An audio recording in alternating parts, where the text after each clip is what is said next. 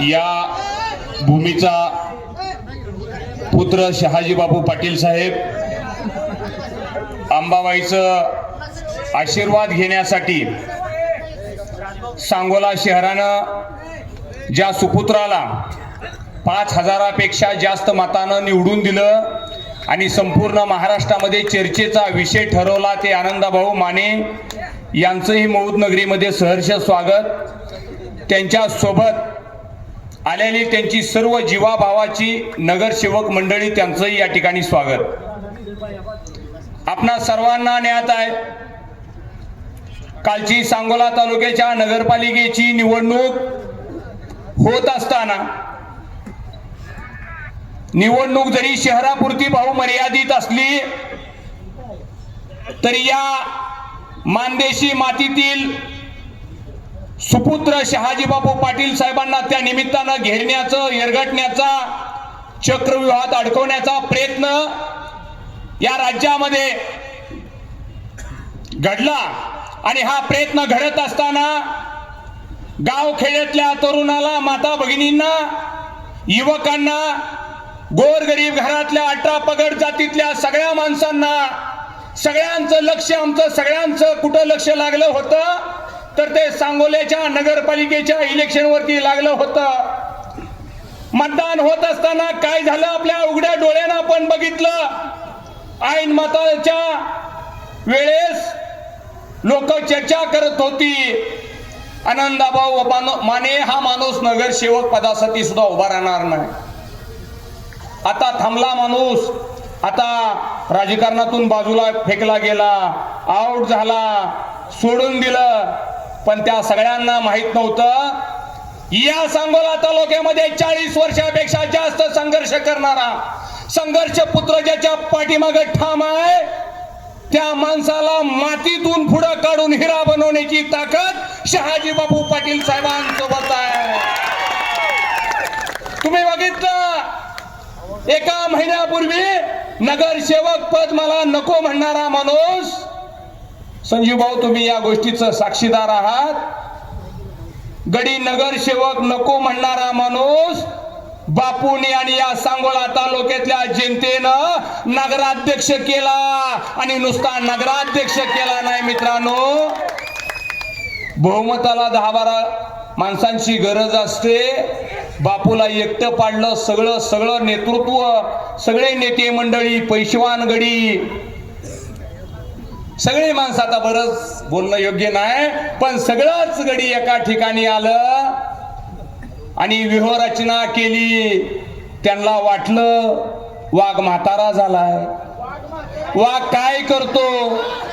बाळानो या निमित्तानं एवढाच मी सांगेल, ज्या माणसानं या सांगोला तालुक्यातल्या बहुजन समाजाचं 18 पगड जातीचं दीनदलिताचं गोरगरिबाचं कल्याण व्हावं म्हणून फळाची कड आणि रक्ताचं पाणी केलं आणि 40 वर्ष संघर्ष या तालुक्यात उभा केला।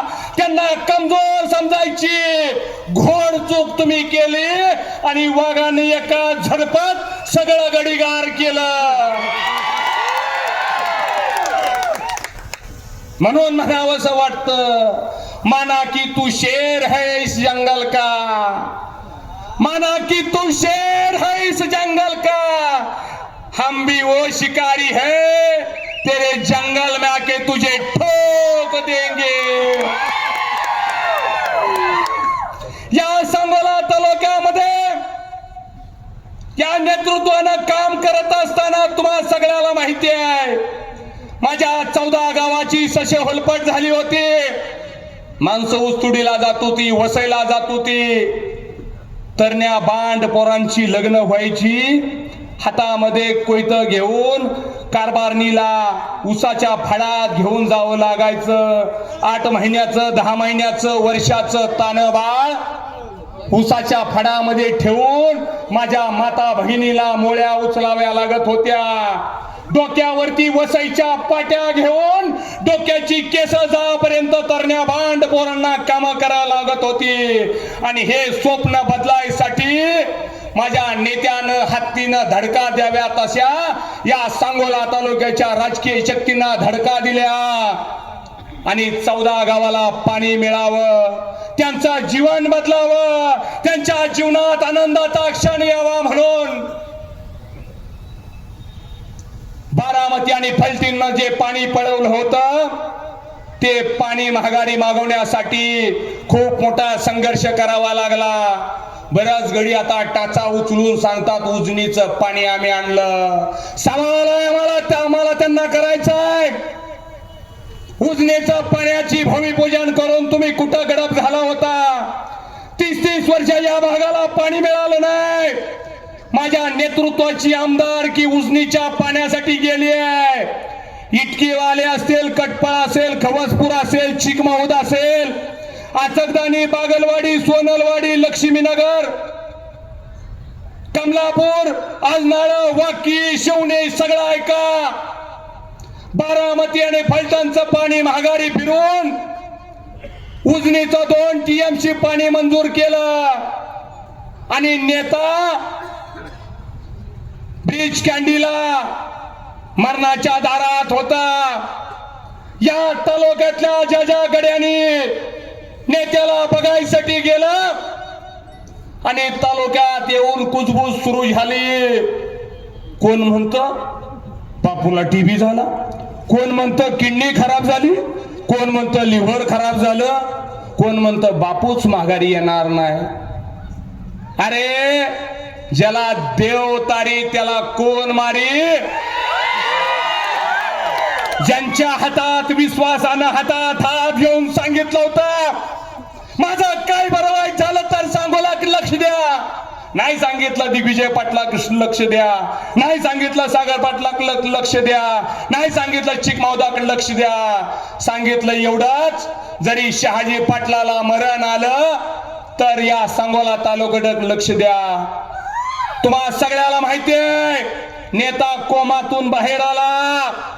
कोमातून बाहेर आल्यानंतर राज्यातल्या मंत्रिमंडळातील अनेक मंत्र्यांनी भेटी दिल्या. त्यामध्ये रणजितसिंह नाईक निंबाळकर पराभव झाल्यानंतर सुद्धा बापूला भेटायला गेले आणि बापूच्या ढासा डोळ्यात पाणी आलं. रणजित दादा मी जीवाचं रान केलं, एवढा दुर्दैवी आजार झाला पण तुमच्या पाठीमागून मी हल्लो नाही. त्यावेळेस एकनाथरावजी शिंदे साहेब सुद्धा भेटायला आले. या 14-15 गावातल्या जनतेनं आवर्जून ऐका. शिंदे साहेबांनी विचारलं बापू इलेक्शनचं काही होऊ द्या, 6 महिने इलेक्शन आलंय त्याची मला परवा नाही, तुमचा जीव महत्वाचा आहे, तुमच्यासाठी मी काय करू?